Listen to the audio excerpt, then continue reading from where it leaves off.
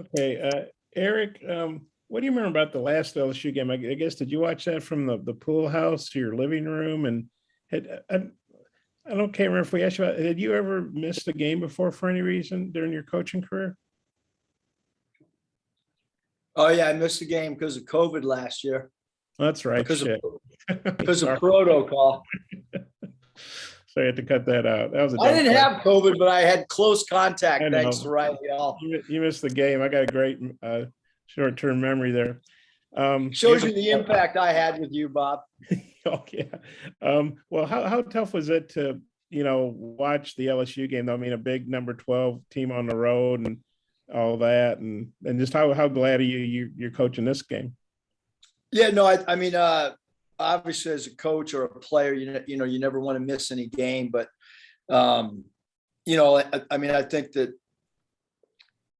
everybody kind of just business as normal, which is what you want, whether it's a player or a coach that has to miss the game. Obviously a huge win in Baton Rouge, but as usual, different teams now this time around.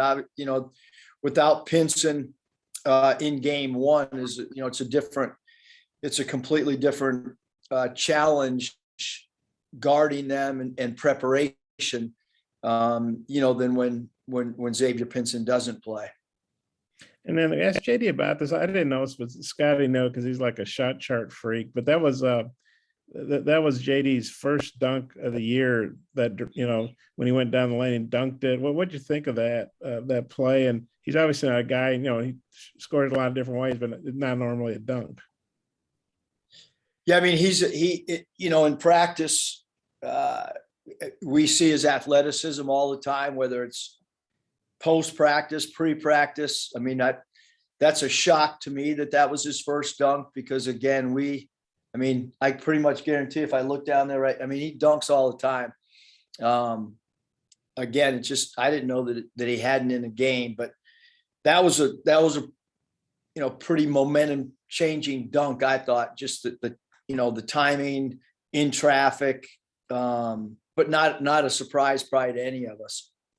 Okay, I might have a couple more. I'll turn it back. And so sorry about what I said earlier. Scotty. Hey, Coach, you guys are number one in SEC games in three-point defense. I mean, with the early struggles that you guys had in that area, way back in November, December, did you think that this group could get to this point where they're, leading the league in that category?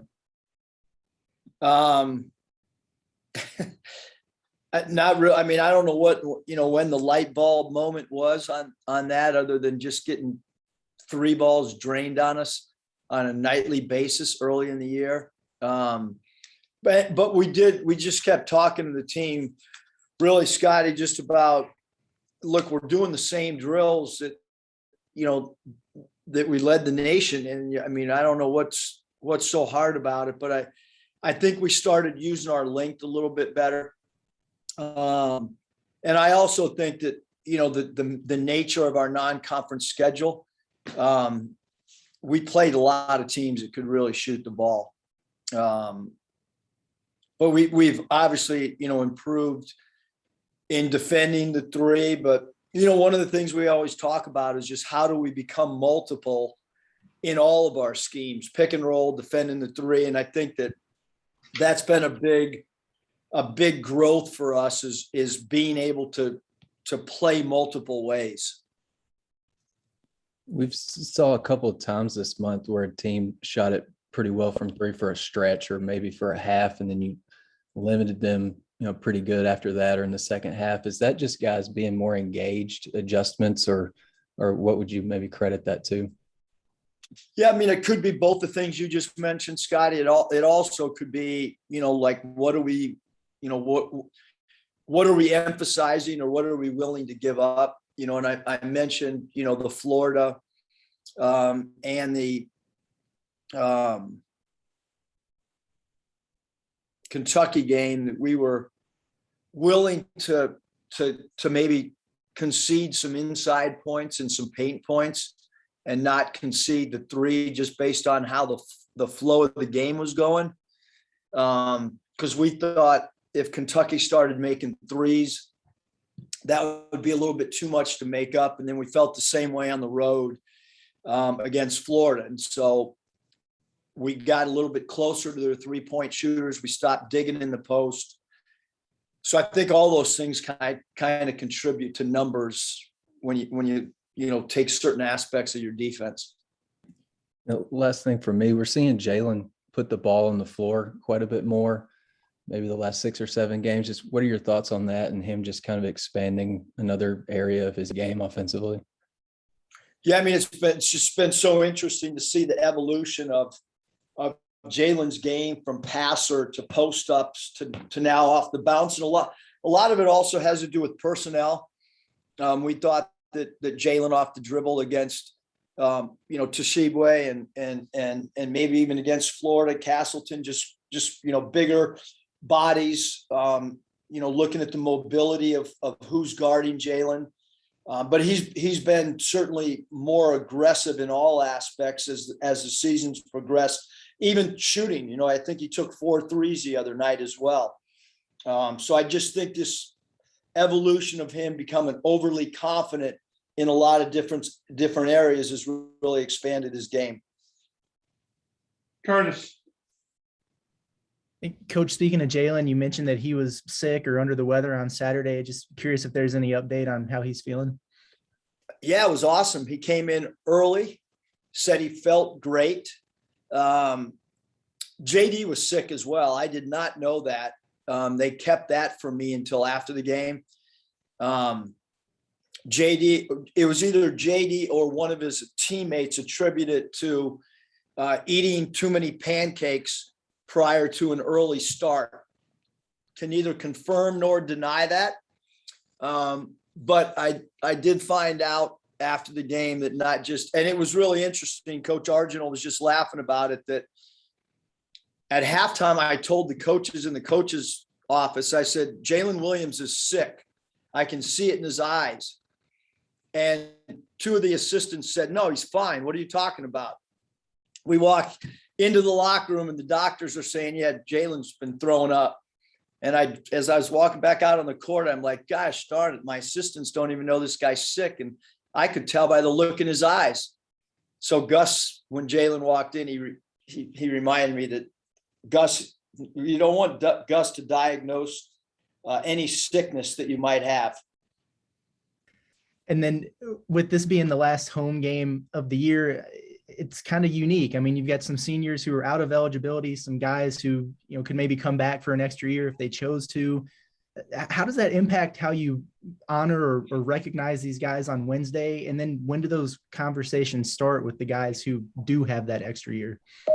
That's an awesome question, and I've talked it over with a lot of different people. The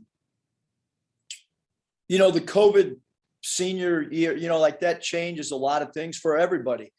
What I have done is I've had conversations with Stanley and Trey and Chris, and we're all just going to focus on LSU. I think that's where we are right now. It's a huge game, as is both games, and then the remainder of what happens after. We've done a great job as a group of focusing on one game at a time. Those 3 guys, their eligibility is up. And so I thought it was really important to talk to those 3, because this truly is those 3's no matter what, it's their last home game. And they've all experienced a senior night. So we're going to worry about and focus on, on that LSU game.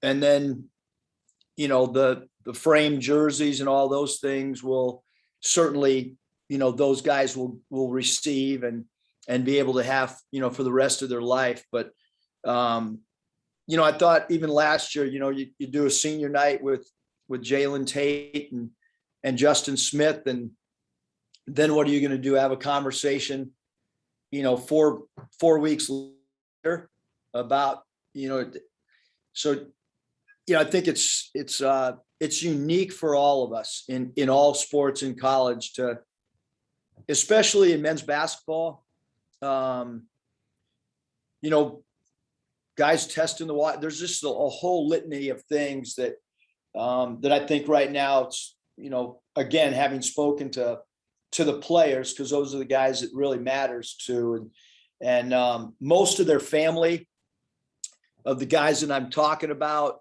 and even JD, and also DC, like though they had their almost all of them had family members, AAU coaches. Their inner circle was at the Kentucky game because of a weekend, and now, you know, with this being a midweek game, almost all of their family members and stuff have gone home as well. So that's a long-winded. Nate? Yeah, Eric, you mentioned Xavier Pinson. Just specifically, what does he bring to them, especially after you saw him against Missouri last year? Yeah, Pinson, really quick with the basketball. He's done a good job increasing his volume of assists this year in LSU system. Really quick off the bounce, can make threes, can score in bunches, a high steal player defensively. You know, he's a really, really tough preparation guy, and then he's a tough cover during the 40-minute game as well, because he could just score in a variety of ways, and also a guy that can draw free throws attempted as well if you're not overly disciplined when you guard him. Also, you have a comment about JD being the National Player of the Week, the honor she's received. Yeah, I mean, you know, it's been awesome watching JD's game grow, because his game really has grown a lot. You know, I mean, I kind of laugh a little bit that, you know, the first year, the sit out year, what we called, it's gone now, but what we used to call the developmental year. You know, when we put him at the point guard position, he could get reckless with the ball at times. But he's just like, to watch his game grow for all of us has been really, really cool. And I've never coached a player in college that, you know, that had a week where he, you know, recognized by, you know, the conference, recognized nationally by ESPN, and then recognized obviously with you know, the March Madness and Andy Katz's. I mean, that's three really big national recognition awards for player of the week. So really cool. Good for him on a Monday. Hopefully by Wednesday, we'll be back only worried about the LSU Tigers. Thank you. Touch.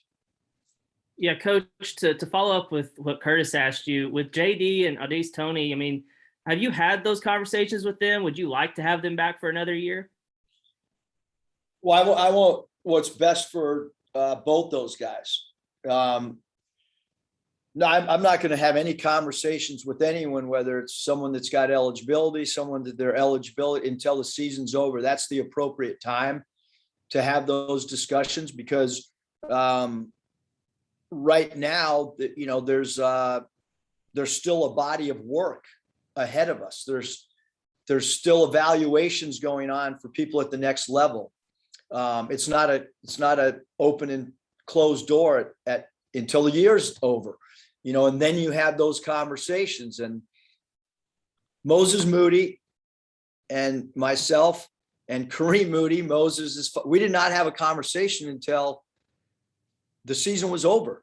And then we had a conversation, and I was able to make phone calls and find out, you know, just same thing with Isaiah, and same thing with Mason. And, you know, I do think that, you know, I'm going to get as much information as possible, you know, for those guys. And I want what's best for them. You know, nobody knows better than I do, and some of the guys on our staff that have been at the next level when that time is right. I will say that with Caleb and Cody Martin, they came back for an extra year. A lot of people questioned it because of their age. It was the smartest thing that either one of them did, and it's going to pay dividends big time for them financially.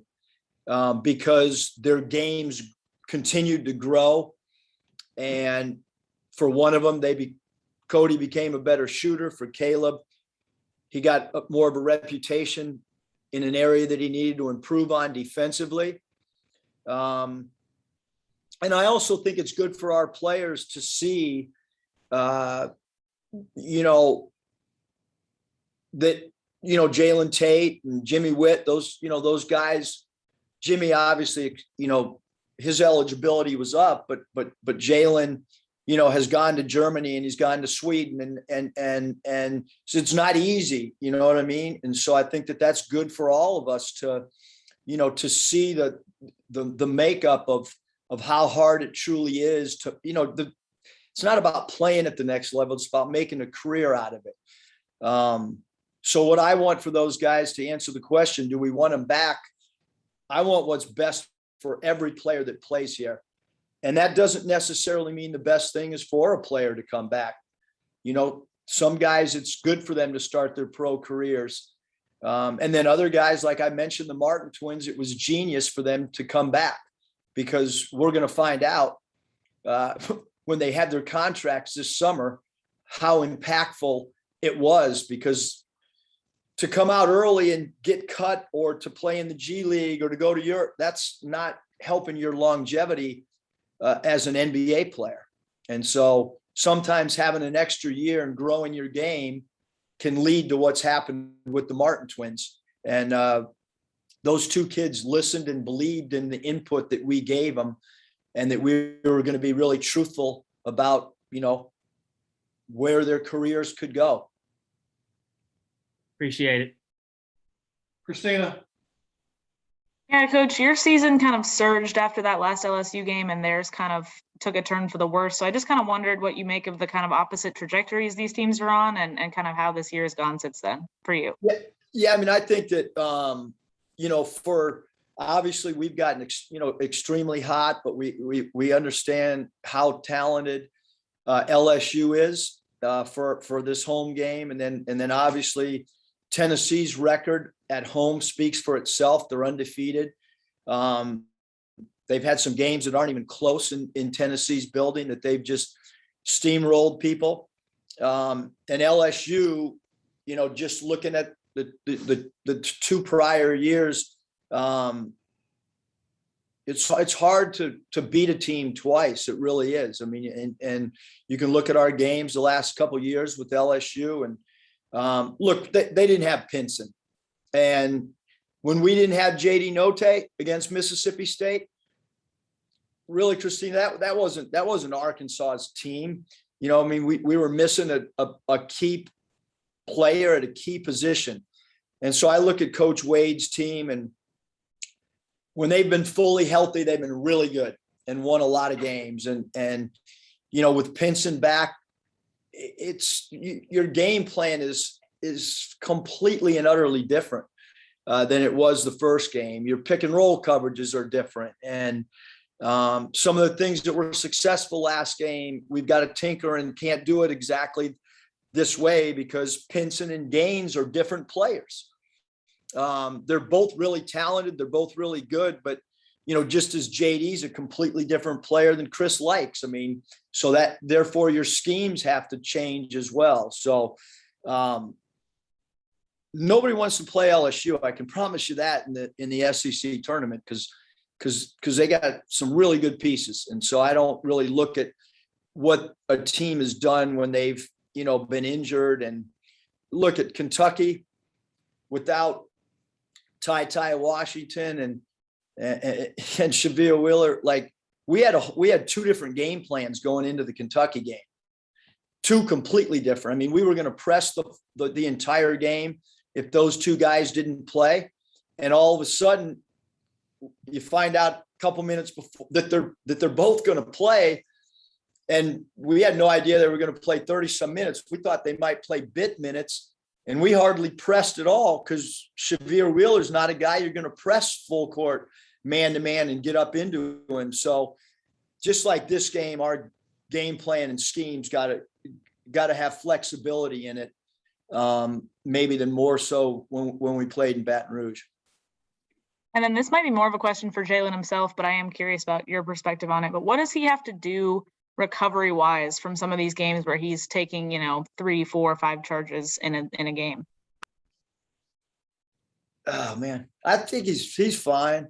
I mean, he's got to become good friends with Matt Townsend in the training room and ice and use hot pads on the body parts that might get banged up but he seems to be pretty fresh, to be honest with you. I don't, sometimes you get at this particular juncture of the season and you're worried about somebody who's got a tender ankle or a bad bone bruise, or right now, knock on wood, we're pretty healthy, both mentally and physically right now. Other than me. Randy. Eric, I noticed you're out of the sling. Is that permanent or temporary? It's permanent. I don't know what I'll do during the game, Randy, but I don't need the sling from a medical standpoint. I can only go I got very limited mobility on my left arm, but I don't really need it. I've been able to call plays and stuff with one arm for 6 weeks. So I don't think, but I did read, that my AD thinks I'm calmer with the sling. So I don't know, I'm trying to read between the lines and, what exactly was Hunter talking about with me being calmer? I don't know. Maybe I guess he's saying he likes it more. By the way, JD is the Drive Time Sports Player of the Game. So add that to the honors for JD. Okay. Should I get on a graphic for that too, Randy? For Twitter? I think you should. It's really important. Eric, you've won 13 of 14. Has there been anything that surprised you during this streak? And what has been the catalyst for this long extended period of time? Yeah, I think to win 13 out of 14 with the one loss, being a 1-point game on the road against a talented team. Winning doesn't just sneak up on a team. It's a combination of a lot of habits. It's when we weren't winning like we wanted to, it's working on your culture and continuing to tweak until you get to where you want to be. But that was one of the things that I heard my dad say all the time is, winning just doesn't sneak up. It just doesn't happen. It's players coming in, getting shots on their own. And, but obviously, the last 14 games, and I'm including the loss in there, we have played really good basketball and we want to continue to get better. And I've mentioned it, if we lose a game, whenever, you got to keep getting better and you got to use a win or a loss to get better film wise, to get better schematically. I thought the Alabama loss helped us. We were able to go back and dive into some areas that we didn't do as well as we wanted to offensively and defensively. And that's where we're at right now. How do we get better the next time we have to go play in front of a crowd and there's a scoreboard? One other Thanks, question. Coach. Oh, all right. What do you got, Randy? I got 20 seconds. The play of Jalen down the stretch after all that pounding and he wasn't feeling well. Talk about his last maybe couple of minutes. He played awesome. JD made great reads. We wanted to run that 1-5 pick and roll, fist out 15 on the left wing or fist up 15 with the pick and pop. And both those dudes made great reads. Later.